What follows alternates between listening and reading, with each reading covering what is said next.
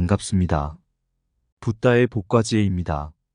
신중하라라는 주제로 오늘 여기 모여주셔서 감사합니다. 신중함은 우리 삶의 중요한 부분 중 하나로 어떤 결정이든 신중하게 고려하고 행동하는 것이 우리의 삶을 더 풍요롭게 만들 수 있습니다. 이 영상은 신중함이 어떻게 우리의 삶에 영향을 미치는지, 그리고 어떻게 신중한 선택을 통해 더 나은 결과를 얻을 수 있는지를 탐험합니다. 우리는 신중한 삶의 중요성을 이해하고 신중한 결정을 내리는 과정에서 어떤 고민과 선택을 해야 하는지 살펴보겠습니다. 또한 신중함으로 이루어진 성공적인 순간들을 통해 우리는 어떻게 힘들고 중요한 순간을 극복해 나갈 수 있는지에 대해 공유하고자 합니다. 함께 고민하고 배우며 더 나은 삶을 위한 신중한 여정을 함께 나누어 나가길 기대합니다. 그럼 함께 신중한 여정을 떠나봐요. 옛날 옛적 어느 날 부처님이 산에 오르셨습니다.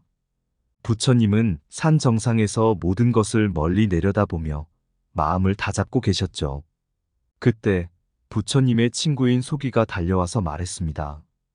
부처님, 어떻게 하면 삶에서 더 신중해질 수 있을까요? 부처님은 소귀에게 말했습니다. 나무 한 그루에서 떨어진 나뭇잎을 가져다 봐. 소귀가 나뭇잎을 가져다 주자 부처님은 한 잎을 고르게 둘러보며 말했습니다. 이 나뭇잎 하나에도 신중하게 살아가는 비법이 숨어 있다. 부처님은 나뭇잎을 들어 소귀에게 가르쳐 주었습니다. 나뭇잎은 가벼워서 바람에 쉽게 날릴 수 있지만 가볍다고 해서 가볍게 대해선 안 돼요. 나뭇잎 하나도 소중하게 여기며 바람에 흩날리지 않도록 주의 깊게 살아가야 합니다. 이 말을 듣고 소귀는 깊은 깨달음을 얻은 것처럼 보였습니다. 그 이후로 소귀는 나뭇잎 하나에도 신중함을 기울이며 모든 순간을 소중히 여기며 살아가기 시작했습니다. 첫 번째로, 옛날 옛적 한 마을에 혼자 사는 스님 한 분이 계셨습니다. 이 스님은 언제나 신중한 삶의 중요성을 가르치며 마을 사람들에게 영감을 주었습니다. 어느 날 한 청년이 스님에게 다가와 말했습니다. 스님, 제게 신중한 삶이란 무엇인지 가르쳐 주세요.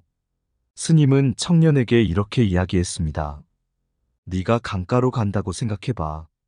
강가에 도착했을 때 건널 수 있는 다리가 2개 있다고 상상해봐. 청년은 궁금해하며 물었습니다. 그럼 어떤 다리를 건너야 할까요? 스님은 웃으며 대답했습니다. 첫 번째 다리는 보통의 나무 다리고, 두 번째 다리는 금으로 만들어진 아름다운 다리야. 청년은 당연히 금 다리를 선택해야겠다고 생각했지만 스님은 말했습니다. 금 다리는 아름답지만 무거워서 건너기 어렵다. 반면에 나무 다리는 가벼워서 편안하게 건널 수 있지. 이 이야기를 듣고 청년은 깊은 깨달음을 얻었습니다. 스님은 이를 통해 말했습니다.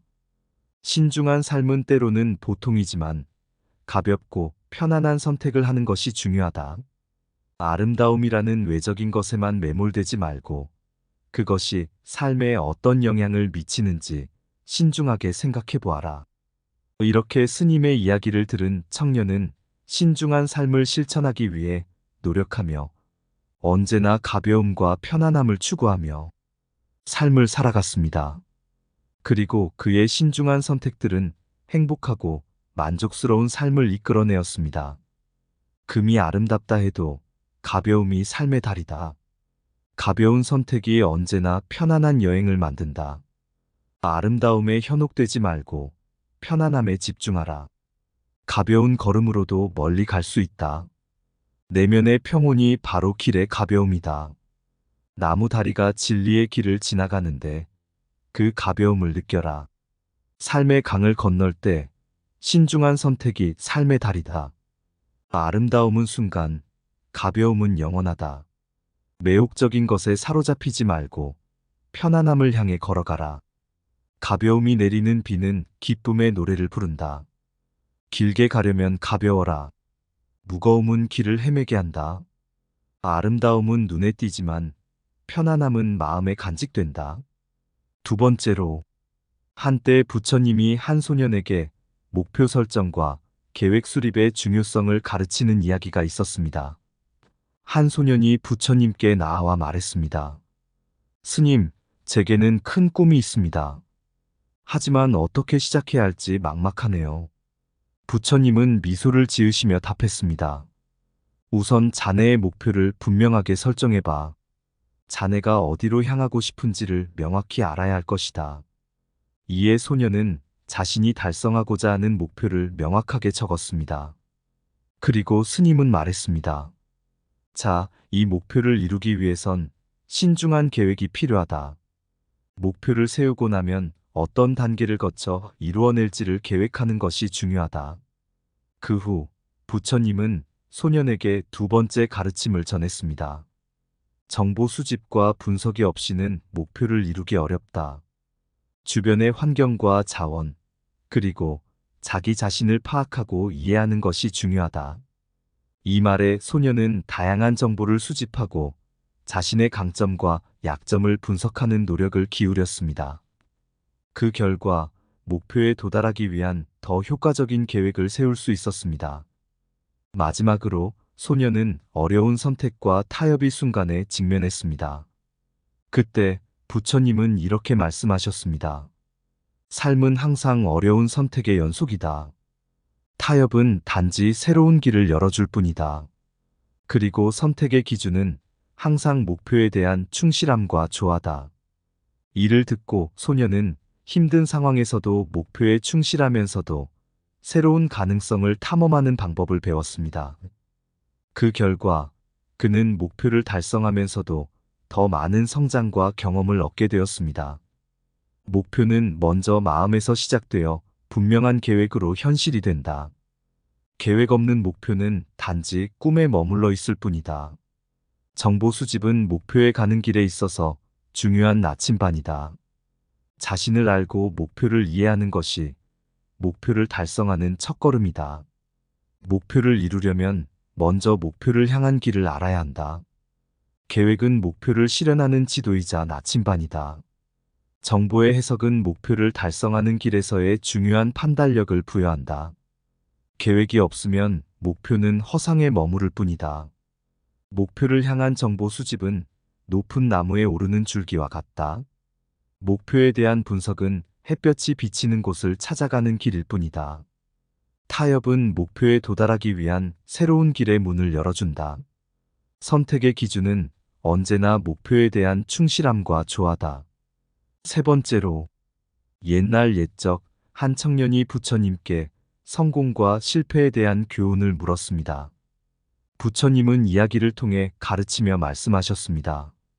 한 번은 어떤 사람이 산에 등반을 하려고 했습니다. 그는 꼼꼼히 준비하고 신중한 계획을 세웠습니다. 그러나 산을 오르는 도중에도 여러 가지 도전과 난관에 부딪혔습니다. 그는 여러 차례 실패하고 많은 어려움을 겪었습니다. 한참 힘들게 산 정상에 다다른 그에게 부처님은 물었습니다. 이 여정에서 얻은 것이 무엇인가요?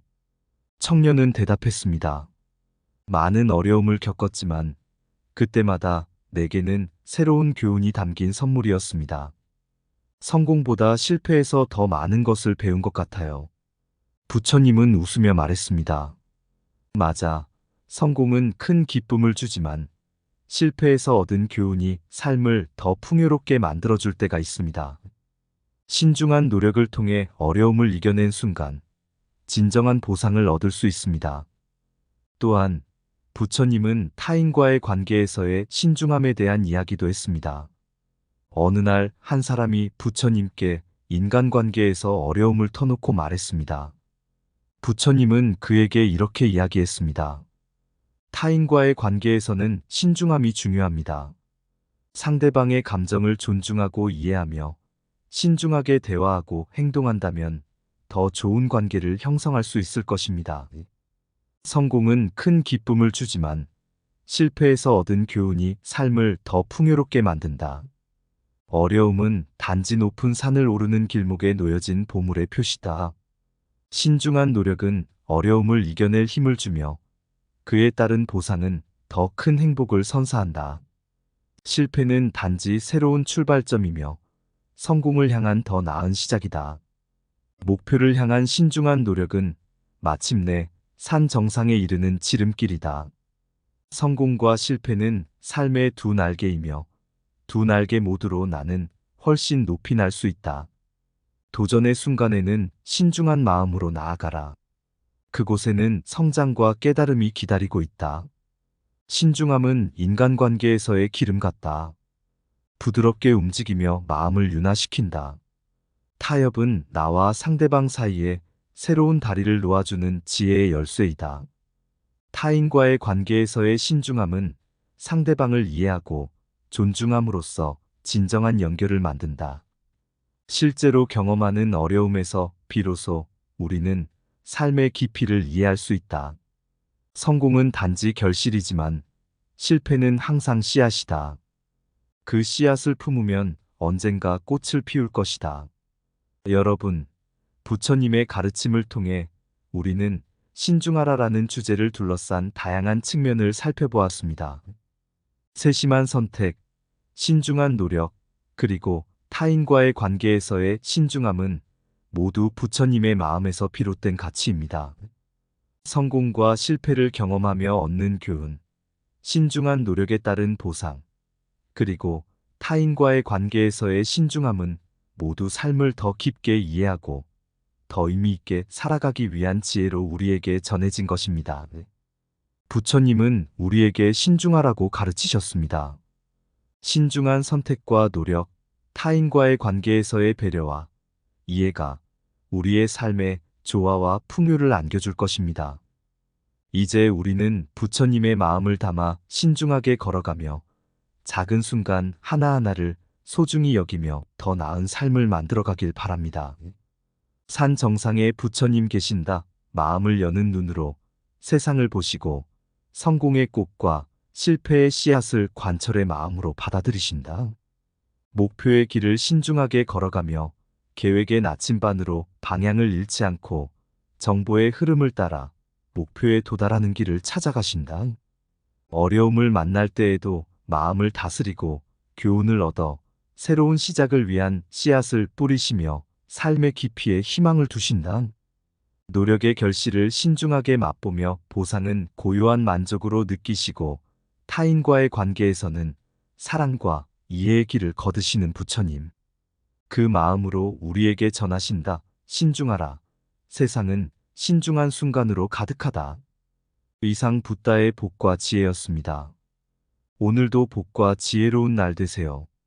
구독과 좋아요는 붓다의 복과 지혜에게 큰 힘이 됩니다.